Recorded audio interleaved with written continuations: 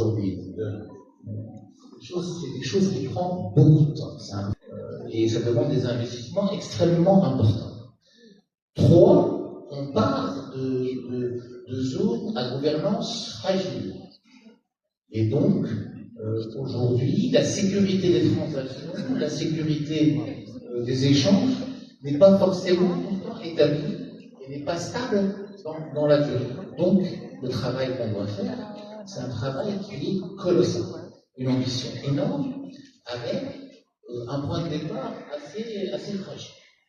Des régions et des corridors un peu partout, en Afrique centrale, australe, de l'Est, mais nous aussi, on a un projet porté par le SUMA, qui est le corridor atlantique, qui est le corridor probablement le plus ambitieux. Donc c'est un corridor énergétique d'abord, avec le gazoduc Nigeria-Maroc, qui a un projet extrêmement ambitieux, qui est un corridor énergétique qui va permettre non seulement d'apporter de l'énergie à tous ces pays qui sont traversés, mais d'apporter aussi une capacité d'industrialisation, une capacité de fournir l'électricité, parce qu'il y a encore l'accès à l'électricité, d'industrialisation.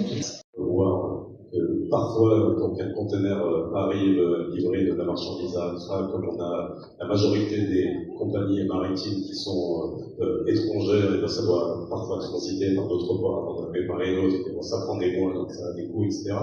Au niveau des entreprises et du secteur privé, on va dire du face-to-face avec les entreprises des autres pays, comment on pose justement cette première brique pour que ça devienne le plus effectif possible. Merci beaucoup, Faisal. C'est un réel plaisir d'être là. Donc, je voudrais évidemment m'excuser pour le retard dans le démarrage et remercier Monsieur le Ministre pour sa présence, mais aussi pour la qualité de ses interventions qui sont toujours pertinentes et concrètes. Pour vous donner le point de vue du secteur privé, je pense que beaucoup de choses ont été dites par Monsieur le Ministre. Et si je devais les compléter sur l'infrastructure, il est beaucoup plus simple de commercer des services en Afrique, entre nous, sur les 54 pays, que de commercer des biens, parce qu'on a ces problèmes d'infrastructure. Et si on en prend quelques-uns, le coût de la logistique chez nous est déjà relativement élevé.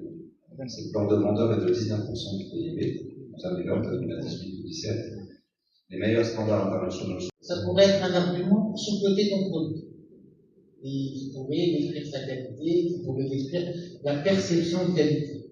Je vendais des voitures fabriquées au Maroc, je les vends en Allemagne, le pays de la qualité des voitures par excellence.